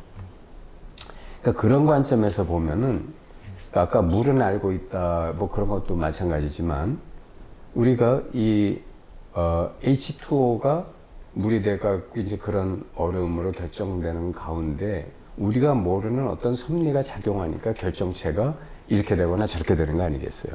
그러니까 마음도 마찬가지로 마음이 사실 아시다시피 마음이 건강하고 이렇게 튼튼하고 좋은 방향으로 이렇게 마음을 가진 사람은 얼굴 표정도 참 밝고 몸의 건강도 이렇게 잘 유지되고 하는데 마음이 너무 부정적이거나 괴로웠거나 이러면 그 얼굴도 일그러지고 몸의 병도 빨리 오고 무슨 몹쓸 질병에도 쉽게 걸린다는 거죠. 그건 의학적으로 이미 증명이 됐잖아요. 그러니까 그런 것은 뭘 말하냐면 몸과 마음이 둘이 아니라는 얘기거든요. 둘이 아니라는 얘기는 뭐냐면 둘 같지만 우리가 알지 못하는 미묘한 보이지 않는 관계가 있다라는 얘기거든요. 그래서 이제 우리 그 마음학 교수도 해본전 강의 들어보셨으면 아시겠지만 무지개 몸에 보면 몸은 어디서부터 나오냐면 온 생각, 감정, 활동으로부터 나온 거예요. 그리고 생각, 감정, 감각, 활동의 이전에 뭐가 있냐면 거기에는 어떤 생명 에너지, 기운이 있어요. 그 이전에는 또 그거에 대한 우리의 상념 이미지가 있어요. 또 그 이전에는 정신 활동이 있고 이제 이런 식으로 그래서 마지막 근원에는 뭐가 있냐면 우리가 알기 쉽게 말해서 신이나 부처가 있는 거고 다른 말로 말하면 순수하지만 전지전능한 생명력 그 자체가 있는 거예요. 그러니까 그것으로부터 H2O가 얼음이 되듯 우리가 생겨난 거거든요.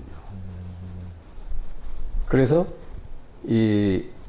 그런 관점으로 본다면 당신이 플라시보다라고 하는 이 말이 너무나 당연히 현실화될 수 있는 법칙이라는 걸 알게 되고 이 책 제목도 보시면 이게 아주 책 제목이 잘 지은 게 당신이 플라시보의 마음을 가졌다가 아니에요. 당신이 그냥 플라시보라는 거예요. 그 플라시보라는 건 뭘 말하는 거냐면 원하는 바 그대로라는 뜻이거든요. 그럼 이건 뭐야? 신이란 얘기야. 그렇죠? 원하는 바 그대로. 그 창조란 얘기 아니에요. 물도 어른이 되기 위해서는 그 자리에서 물이 어른이 되는 게 아니고 이렇게 좀 시간이 걸려요. 그렇잖아요. 마찬가지로 우리도 마음이 그런 몸이 되기 위해서는 시간이 걸립니다. 그러나 되는 건 확실해요. 예. 그래서 제목이 당신이 플라시보의 마음을 가졌다가 아니고 당신이 플라시보다라는 말은 뭐냐면 당신이 생명이다라는 말이고 당신이 신이고 부처고 법신이라는 얘기예요. 그 제목을 아주 잘 줬죠. 그래서 우리 피올라에서도 식수전 마지막 날 배우잖아요. 나는 누구인가? 나는 내가 나라고 하는 것이다. 그래서 우리는 내가 나라고 하는 것이 되어가요. 자기도 모르게 그래서 걱정 근심하면 어떻게 돼요? 걱정 근심으로부터 면해요? 아니면 걱정 근심 되는 그게 오히려 더 현실로 다가와요? 더 다가옵니다. 왜? 내가 불러대니까. 그거를 바로 펜듈럼 현상이라고 하는 거거든요. 끌어당김. 시크릿 버스의 법칙에 보면 나쁜 거를 배척하고 좋은 걸 끌어당기라고 하잖아요. 근데 우리 자꾸 나쁜 거를 끌어당기는 게 너무 익숙해요. 그래서 무슨 머피의 법칙이니 무슨 나는 뭐 재수가 왜 이렇게 없느냐는 근데 지가 끌어당기고 있다는 거예요. 이게 왜? 플라시보의 반대는 노시보잖아요. 그러니까 자기가 플라시보이면 동시에 노시보니까. 그래서 이제 이런 면에서 우리가 좀 마음을 이렇게 여러분들이 다 이 책을 읽어보셨으니까 이 책에 이제 플라시보라는 그 위약 효과, 아무 효과도 없는 그냥 밀가루를 만들어낸 가짜약을 줬는데도 불구하고 어떻게 보면 실제약하고 똑같은 효과는 이제 더 좋은 효과를 내는 사람들도 있었다. 도대체 이걸 의학적으로 어떻게 설명해야 되나? 그런데 그걸 마음의 힘이라고 밖에 설명할 수가 없는데 믿음의 힘.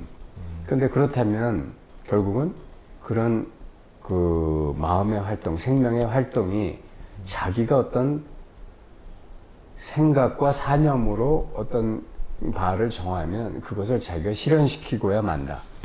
라는 이것이 이제 바로 우리 마음이 가진 너무나 경이로운 능력 중에 하나라는 거죠.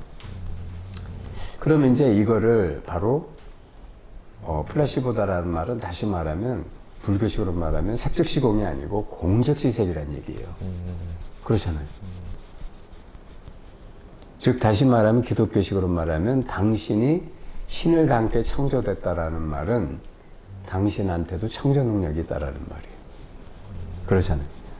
근데 이제 우리가 그거를 살면서 그래서 이제 여기서 뭐 시크릿 법칙이니 뭐 끌어당기는 법칙이니 뭐 여기 요새 그 리얼리티 트랜서핑이라는 뭐 이런까지 다 나왔는데 근데 이제 이제 그런 것들을 이제 우리가 단지 알고만 있는 것보다 그걸 정말 삶 속에서 활용하고 구사할 줄 알아야 되는데 이제 거기로 나아가는 것까지는 이제 굉장한 장애물들이 있죠. 왜 장애가 있냐면 우리는 그런 세계에서 못 살아봤거든요. 우리는 장애물이 많은 세계에서 살았어요. 그리고 항상 뭐든지 경쟁해야 되고 뭐든지 요심초사해야 되고 애써야 되고 이런 세계에서 살아온 게 너무 익숙하다 보니 그런 게 내가 생각하고 단지 마음 먹는 것만으로 주어진다라는 것 자체는 불신의 대상이 될 수밖에 없어요. 그렇잖아요. 근데 문제는 그 불신의 대상이 또 그러한 창조를 만들어낸다는 거죠. 그래서 참 현대과학이 마음의 힘이나 창조력을 어디까지나 앞으로 파고들어보고 연구해야 될지 이것도 참 대단한 관심사 중에 하나라고 볼 수가 있는데 저는 햇볕님이 이제 의사시면서 이런 데 관심 갖는 거에 대해서 굉장히 우선 감사하게 생각하고 한번 이런 분야에 대해서 관심을 갖고 이렇게 대체의학이라고 해야 되나 아니면 미래의학이라고 해야 되나 그런 물론 현재 의료법도 충분히 이렇게 잘 활용하셔야 되겠지만 또 이런 새로운 영역에 대해서도 우리가 기존의 방법만으로 닿을 수 없는 분야에 대해서 새로운 길을 개척하고 열 수 있다면 그거야말로 획기적인 거 아니겠어요? 맞습니다. 예, 그러니까 저는 그런 면에서도 이런 플라시보 효과나 그 마음이 갖는 치유력 이런 거에 대해서 한번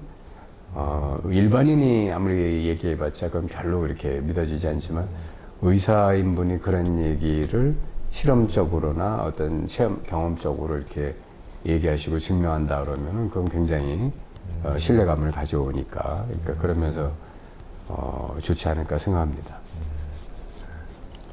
자, 또 혹시 하실 말씀 있나요? 제가 느꼈던 소감은 예, 예. 일단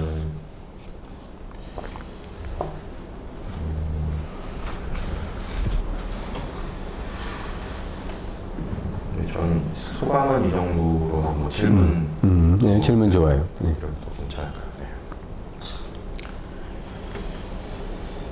네. 네, 일단 먼저 궁금한 거는 사실 이 책을 교장 선생님이 이제 읽어보시고 고르신 걸로 저는 네. 알고 있습니다. 네. 물론 방금 좀 이 책의 좀 주요 내용에 대해서 말씀해 주셨지만 또 여러 가지 다른 책들 중에서 이 책을 선택하신 이유가 있으신지 한번 좀. 그거는 이제 저는 항상 우리가 깨어남이 우리 현실 생활에 도움이 돼야지 현실로부터 도피하는 깨달음은 무조건 현실을 뭐 공하다 비웠다 그런 말씀하시는 분도 있어요. 이제 깨달음을 가르치는 분 중에 깨달아가지고 뭘 어떻게 해보겠다라고 하는 건 다 번뇌망상이다. 깨달음은 이것뿐입니다. 이런 얘기를 하시는 분이 있는데 그건 반만 맞는 말이거든요. 왜냐하면 분명히 색적시공임 동시에 공적시세라고 말을 하잖아. 그리고 역발상으로 보면 무슨 말이 있냐면 중생도 부처가 만든 거예요. 이게 우리의 번뇌망상이 부처 마음이기 때문에 전지전능한데 이렇게 못생기고 못난 걸 만드는 거지 우리가 이거 떨어진 게 아니에요. 말 표현을 떨어졌다고 하는 거지 가치고 사실은 우리가 만든 거예요. 그러니까 각자 이렇게 다양하게 만들어가지고 자기가 괴롭다고 하잖아요. 그러니까 지가 이렇게 고통도 만들 수 있다면 반대로 동시에 기쁨이나 행복도 만들 수 있어야 되는 거 아니에요. 맞습니다. 그죠?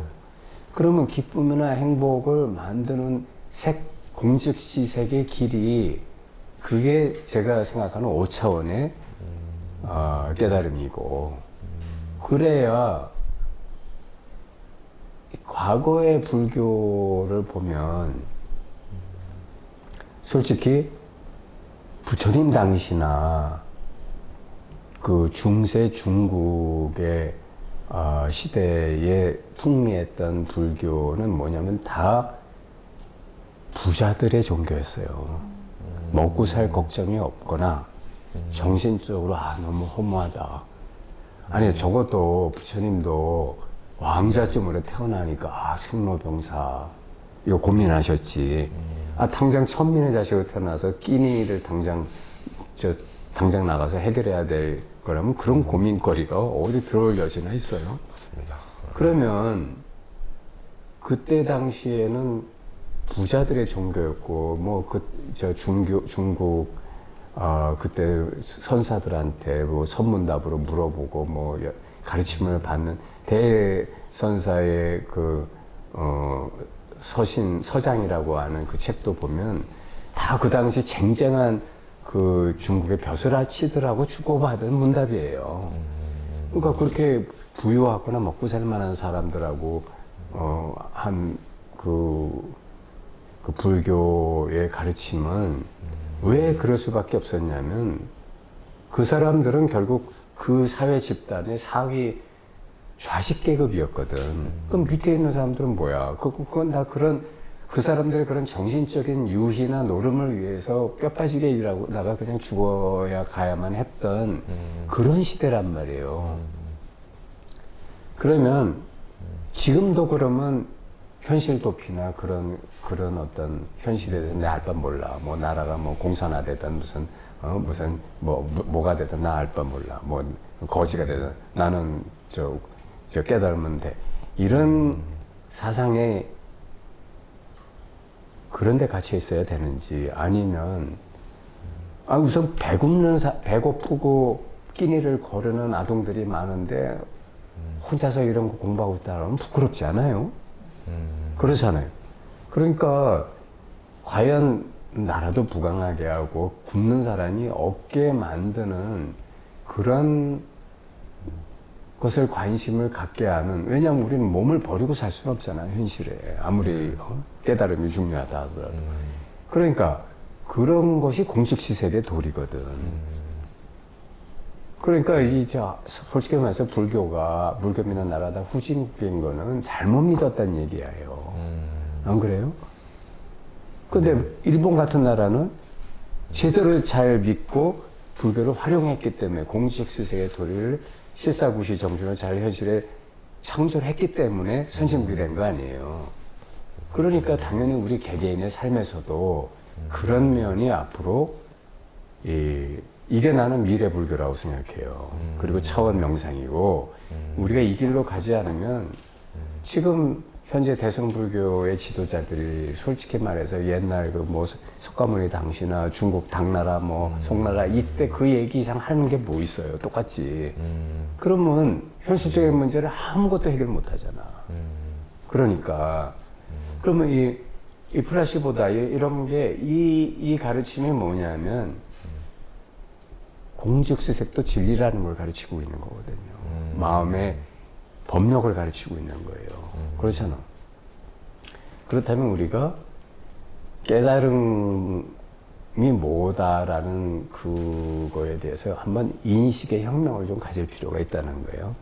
그래서 저는 그런 차원에서 항상 차원 명상 얘기를 해왔고, 예를 들면 우리가 공식시색으로 내가 정말 다른 사람에게 가마를 주고 깨달음을 이렇게 적극적으로 이렇게 상대방이 공명할 수 있게 해주고 이런 방법론에 대한 관심을 가졌고, 이런 게 없다면 깨달음 분야에 있어서는 옛날 석가모니 시대나 남방불교의 소승이나 당나라 송나라 때 할 방법이 더 있어요? 무슨 방법이 개선된 게 없잖아. 지금도 맨 이 짓만 하고 있잖아. 그렇잖아요. 그러니까 그런 게 안타까운 거예요. 그래서 내가 시청각 교육 프로그램도 만들고 어떻게 하든 현대적인 방법으로 깨워보자. 근데 그거를 어디까지 어떻게 보실지는 난 모르겠지만, 여하튼 이런 일련의 작업들이 뭐냐면은 또 이 책을 고른 이유도 우리는 3차원에서 벗어나 4차원 모든 게 텅 비고 공하고 그냥 순수한 생명자리 그 자체, 이거로 가는 것에 만족하지 말고 이것이 자기가 지금 물론 이 화신이지만 몸이 있는 이 시공의 공간에서 가장 이상적이고 아름다운 극락정토를 창조하는 법력도 가져야 된다는 얘기예요.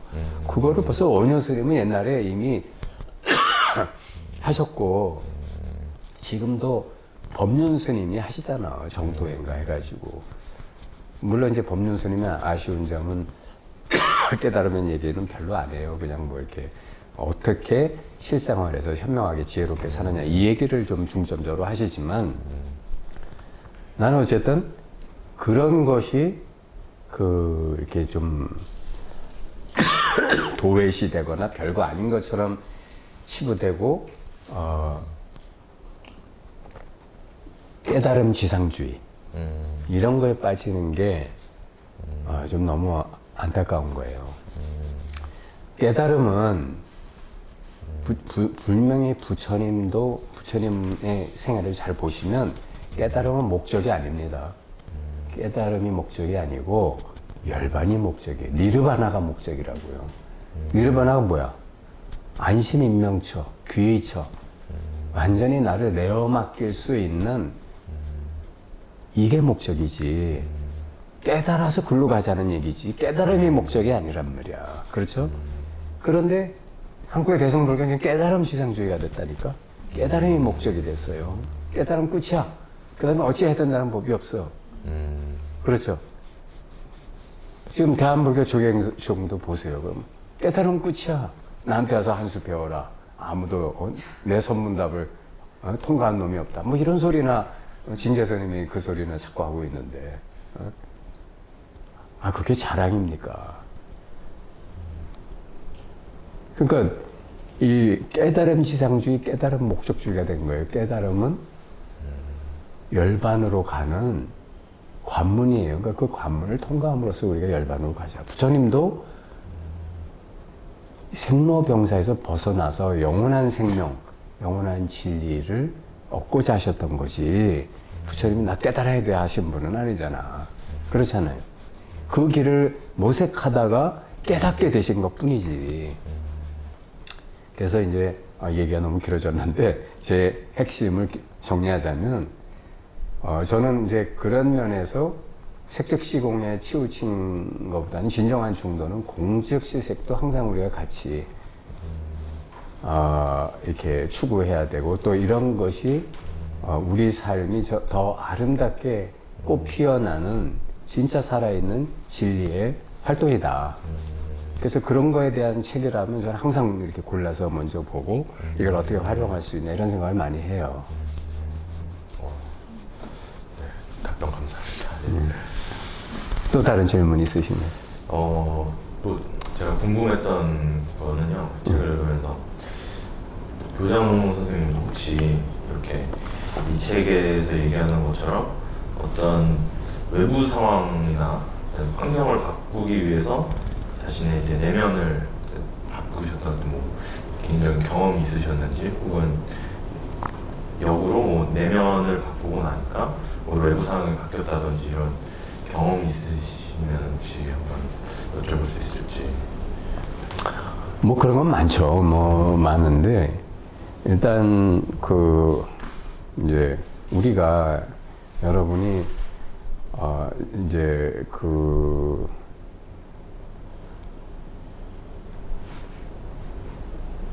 예를 들면 뭐 부부 간의 싸움도 그렇고 친구 간의 갈등도 그래요. 얼마 전에도 이제 제가 개인적으로 이제 큰 돈을 뭐 몇 년에 나눠서지만 이제 30년 이상을 사귄 후배가 이제 그러면 투자할선 사업을 하는데 그쪽에 이제 이렇게 이제 투자를 했는데 이제 그게 대부분이 이제 거의 이렇게 성과가 뭐 아직 딱 실패다 이렇게 단정할 수는 없지만 이렇게 성과가 이제 애초에 5년 걸린다는 게 지금 8년이 됐는데도 성과가 안 났어요. 그러니까 이제 대부분 사람은 실패라고 보고 있죠. 이제 그 사람의 그 후배의 주 고객들이 의사들이에요. 대한민국에서 유명한 의사들이에요. 이름만 대면 다 아는. 그러니까 얼마나 본인이 스트레스가 많겠어요. 근데 이제 이 친구가 이제 그때 저한테도 뭐 친구도 소개해달라고 그랬고, 전 또 제 친구까지 해가지고 걔도 끌어들여서 걔 돈도 투자하고 그랬는데, 이 친구는 나한테 답답하니까 5년이 지났는데도 안 되고, 뭐 또 자꾸 해만 지나가니까 이제 자꾸 뭐 물어봤었고, 어떻게 될 거냐, 뭐 자꾸 이러니까, 저도 답답한 김에 이제 자꾸 물어봤었고 이럴 거 아니에요. 또 뭔가 제도가, 우리나라의 코스닥 상장 제도가 생각보다 되게 복잡하고 까다롭더라고. 한마디로 좀 이렇게 자기들 안 다치려고 무사한의주의가 너무 많아요. 그러다 보니까 뭐 요런 거 걸려서 안 되고 상장을 못 하는 거야. 저런 데서 안 되고. 그러다 보니까 이제 그런 것도 뭐 물어봤었고 이러다 보니까 얘가 어느 날 나한테 더 이상 앞으로 나한테 물어보지 말라는 거야. 물어봐도 답변 안 하겠다. 근데 이게 내 입장이나 내 친구 입장에서 보면 말이 되는 얘기예요. 말이 안 되잖아. 자기는 투자할 선사고 제 돈 자꾸 바뀌고 우리는 약속한 것보다 몇 년 넘어졌으면 뭐 궁금하고 자꾸 물어보는 게 당연하잖아. 근데 더 이상 나한테 물어보지 말라는 거야. 답변이 없을 거다. 상식적으로는 말이 안 되는 얘기잖아요. 그런데 이거는 다 이야기거든. 우리가 깨어나 보면 이런 게 다 이야기야. 내 생각이라고. 내 친구 생각. 그러니까 걔 입장에서는 뭐냐면 걔 이야기가 있는 거야. 뭐냐면 넌 너무 나를 괴롭힌다. 나는 지금 힘들어 죽겠는데 너까지 괴롭히냐. 나 이상 더 이상 못 참는다. 이 얘기거든. 그럼 그때 어떻게 해야 돼? 자, 보통 사람은 어떻게 해야 되냐면 야, 너 그게 말이 돼? 내가 너한테 투자를 했고 이만저만 이만하면 제도가 자꾸 바뀌고 뭐가 변하고 너는 거기에 대해서 우리한테 설명해 줘야 되고 질문하면 답변할 의무가 있지. 네가 그 중에서 10%를 커미션까지 받는데 왜 답변 안 하겠다 그래? 너 이거 말이 돼? 무책임한 거 아니야? 이거 배임이야? 이런 생각이 왜 안 들겠어요? 그런데 그렇게 되면 어떤 결과가 오겠어요? 누가 옳으냐를 싸우는 것 뿐이야. 그리고 사람은 생각 전에 감정의 동물이에요. 그래서 내가 그 중간에 무조건 찾아와서 사과를 했어. 내가 잘못했다고. 내가 너무 네 심정을 모르고 나하고 내 친구 입장에서만 생각했다. 내가 경솔했던 것 같다. 미안하다. 네 심정을 헤아리지 못해. 그러니까 이 친구가 막 우는 거예요. 얼마나 힘들었으면. 꺼이꺼이 울더라고. 그 자기가 나를 위선자라고 생각했대요. 너무 맨날 막 학교니 뭐 어쩌고 뭐 남의 그래서 뭐 이기적이기뿐만 하고 남의 입장 하나도 생각 안 하고 저런 위선자가 남 가르친다고 자기 그런 생각까지 했다는 거예요. 어쩌면 저렇게 사람이 모질 수가 있나.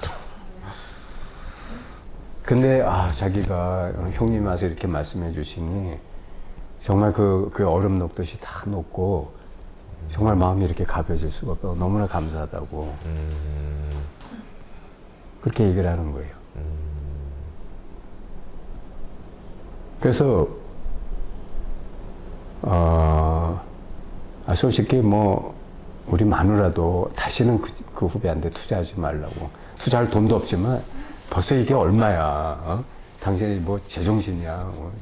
그 후배라 좋아한다고 해가지고 그냥 말한 대로 갖다 바쳤구만 뭐 이래가면서 마누라도 얼마나 속상하겠어요. 내가 마누라 골프 형권까지 팔아서 넣었거든. 그러니까 마누라도 화가 나는데 근데 얘도 그냥 그렇게 급하다고 빨리 넣으라고 또 이래. 그런 일이 여러 번 있었어요. 어쨌든 핵심은 뭐냐면 이 세상에 옳고 그른 건 다 내 기준에서만 옳고 그르다는 거예요. 그리고 생각보다 항상 더 중요한 건 뭐야? 감정이라는 거예요. 그래서 어느 누구든 상대방의 감정을 나보다 우선시해주면 그 사람은 반드시 마음이 열리게 돼 있어요. 근데 그게 왜 어려우냐면 아상이 있어서 어려워요. 내가 있기 때문에 어려운 거야. 내가 없으면 그거 하나도 안 어려워. 네가 내 돈 떼먹고 간 놈한테도 내가 잘못했다고 말할 수 있어야 돼요, 여러분. 아니 어떻게 말이 돼요? 그러니까 말이 되냐 안 되냐에 사로잡혀 있으면 안 돼. 그게 식수준 아니야. 그럼 왜 뭐 어떻게 잘못했는데요? 자, 여러분이 그 사람 앞에서 돈 있는 티를 냈거나 아니면 그 사람의 어리석은 행동으로 이런 거 투자하면 돈 잘 돼요 할 때 여러분들이 그게 이러이러한 문제점이 있지 않느냐고 밝게 아직 밝혀지지 않은 문제점을 지적해서 그 사람도 그 부분에 눈을 뜨게 해줬던가 이런 게 여러분도 미진했던 거야. 나도 마찬가지고. 그렇죠? 그러니까 그런 점에서 여러분이 사과할 점이 있는 거야. 이 세상에 나 혼자 잘났고 다 완벽한데 너만 잘못된 건 없어요. 안 그래? 그러니까 부부싸움 할 때도 마찬가지야. 마누라가 화가 머리 꼭대기에 났으면 일단 사과할 줄 알아야 돼. 그렇지 않으면 결국은 내 손해예요. 안 그래? 결국은 내 손해야. 왜? 저녁 밥상부터 안 차려주거든. 아니 꼭 그래서만이 아니라 그 인간관계에 있어서 우리가 상대방의 마음을 얻는다는 게 뭐냐면 사실은 이 세상을 이 법계를 내가 내 생각으로 두 쪽, 세 쪽 내고 있거든. 그래서 나를 여기다 두고 너는 거기다 두잖아. 그러니까 그 행위가 본질이 뭐냐면 깜빵을 만든 거예요. 나는 여기 갇혀 있고 넌 거기 갇혀 있고.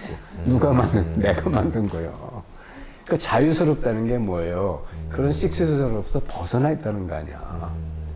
그 벗어나려면 그 키가 뭐야? 사과하는 거야.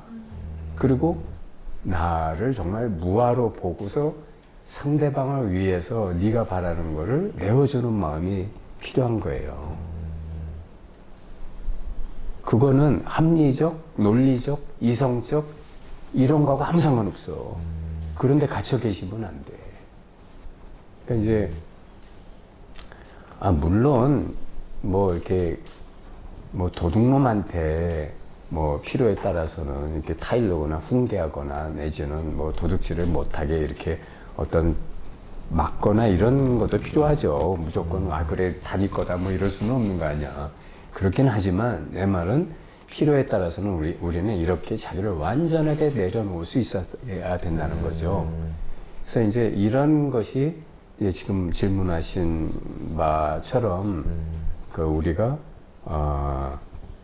그 자기를 고집하거나 세상의 세간법에 어떤 이런 게 너무나 당연하고 합리적이고 논리적이지 않나, 이게 법 아닌가, 뭐 이런 것들을 우리가 완전히 이렇게 내려놓을 때 그때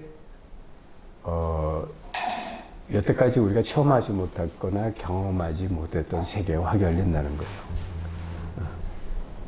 그래서 이거를 이제 이따 오후 시간에도 말씀드리겠지만 이제 펜듈럼이라고 하는데, 펜듈럼이라고 하는 게 이제 뭐냐면 이제 이렇게 왜 노래하는 사람들은 메트로놈이라는 거 알잖아요. 이렇게 똑딱 이쪽에서 시계추 같은 거.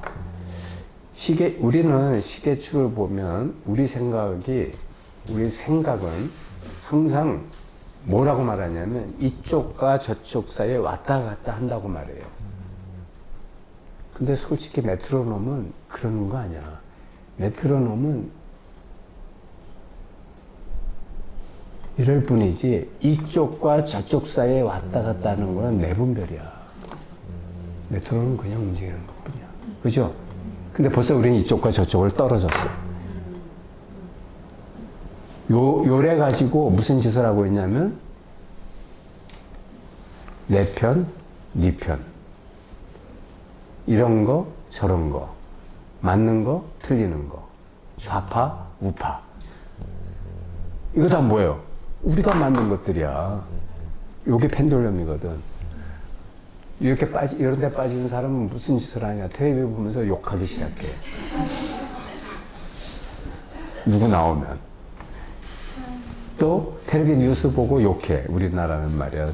글러먹었어. 뭐 자기가 이미 이것에 빠져있다라는 자백을 하고 있는 거야. 자유를 잃었다는 얘기야, 그게. 근데 대한민국의 지성인의 99%가 지금 이래요. 그게 펜듈럼이거든. 그러니까 그런 사람은 트랜스핑이 안 되는 거야. 삶에서 자유를 못 얻는 거야. 그러니까 여러분도 잘 봐요. 자기가 어떤 것에 대해서 어떤 한 편에 서가지고 상대방에 대해서 반응하고 있다면 여러분은 상대성에 갇힌 거야. 깨어나지 못한 거라고. 나는 그런 것을 그런 것에 대해서 뭐 다 이렇게 벗어나라, 다 떠나라 이런 얘기 아니에요. 여러분이 필요하다면 하나하나를 취할 수는 있어. 그러나 이렇게 붙잡지 말라는 거야. 이렇게 취할 수는 있어도. 여러분은 거기서 바로 고통이 생기니까. 아시겠죠? 네. 자, 또 질문 있으시면. 네, 시간도 마치 돼서. 네. 그럼 오늘의 강의는, 강의란다. 독후감 회의는, 예? 지금 조면서 주인분 하시는 분이셔가지고. 아, 그래요, 예. 보이시나요? 저기 다쳐서 당장 일할 수 없고 실직하고 돈도 자신감도 없는 절망적인 상황에 처해 네. 우울하고 부정적인 생각밖에 들지 않을 때는 어떻게 해야 할지 질문드립니다. 네. 네. 자, 그것도 사실은 자기가 만들어낸 조건에 대한 평가하고 분별이거든요. 자, 몸이 다쳤어. 몸이 병이 들었어. 그래서 지금 당장 돈도 없고 뭐 어쩌고 저쩌고 이제 이런 거거든요. 그렇죠. 그러니까 부정적인 펜듈럼이에요. 그러니까 우리는 너무 이런 데 익숙한데 만약에 여러분이 그런 조건이 있다 그러면 이렇게 생각할 수도 있어. 예를 들면 자, 여태까지 내가 살아온 방식이 결국은 이런 결과를 초래했구나. 자, 이제는 이런 방식, 이런 현실을 초래하지 않는 다른 길을 살아봐야 되겠다라는 이거는 우주의 가르침, 진리가 나를 부르십니다. 이제는 나를 변화시키고 새로운 삶을 시도해봐야 되겠다. 여러분, 기꺼이 노숙자가 되는 사람도 있고요. 내 친구 중에 하나는 행정학 박사인데 6개월 동안 택시 기사를 해본 사람이 있어요. 그러니까 자기보다 낮은 데로 더 내려갈 수 없는 낮은 데로 내려갈 수도 있어요. 자발적으로. 중요한 것은 뭐냐면 자기가 일으킨 자기 분별, 환경평가, 내 조건평가 이런 거에 사로잡혀서 나는 이런데 어쩌면 좋으니까 하면은 한번 앞으로도 그런 마인드에 사로잡힌 사람은 그런 자기 분별 평가에서 자유를 못 얻을 거예요. 지금 그런 생각이기 때문에 그 생각에서 자유를 얻는 법을 모르거든요. 이 모든 건 다 생각이에요. 그러니까 여러분이 태어났을 때 한마디로 빨개 벗고 태어났지 뭐 시계 차고 나왔어. 5만 원짜리 잡고 나왔어. 빨개 벗고 나왔죠. 아무것도 가진 거 없었죠. 그럼 지금 그거보다 가진 거 더 많잖아. 근데 왜 이렇게 부정적인 평가를 하고 있죠?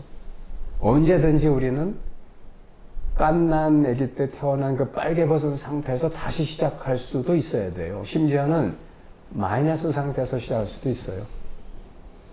여러분 주변에 봐요. 마이너스 상태에서 시작해서 다시 성공한 사람이 한둘이야. 근데 왜 이렇게 지금 나약한 소리 하고 있죠? 이게 다 자기 펜듈럼에 빠진 거야.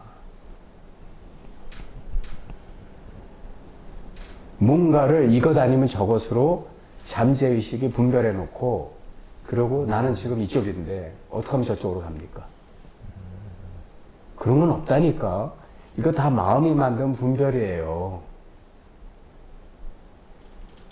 마음 먹기 달렸어요. 지금은 이런 말이 그건 너무 이상적인 말입니다. 이렇게 와서 자기한테 느낌이 줄 수도 있어요. 그러나 그렇게 분별한다면 그것도 펜듈럼이에요. 제가 드리고 싶은 말은 뭐냐면 삶은 항상 이것과 이것 사이를, 이것과 저것 사이를 왕복할 뿐이에요. 그죠?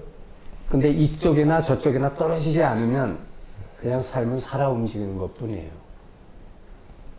저도 지금 IMF 때하고 지금 회사가 요새 적자예요. 직원이 100명인데 한 달에 월급만 해도 6억씩 나가는데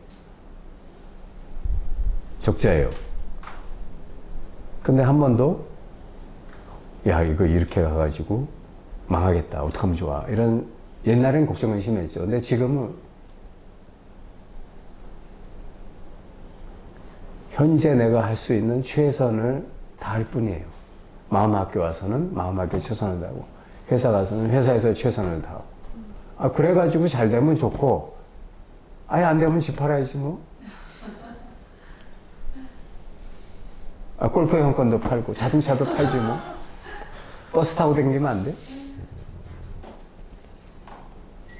뭐든지 깐난애기 빨개 벗은 상태로 돌아가도 난 괜찮아 하는 마음이 있으면 뭐가 걱정이에요?